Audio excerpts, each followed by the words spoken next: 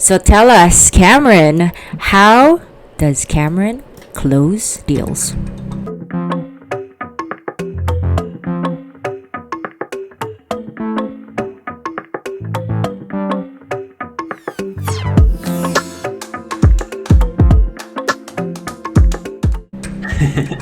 So, like I mentioned earlier, Zen, like I've never really felt like I have like that natural sales personality, and I really try to take the position of like, hey, I'm here to help you figure out like, is this the best fit for you? And if I can play a more of like an advisor, mentor role to applicants, and even to the companies that are looking to hire through our program, it's just about figuring out like, hey, this is what we offer.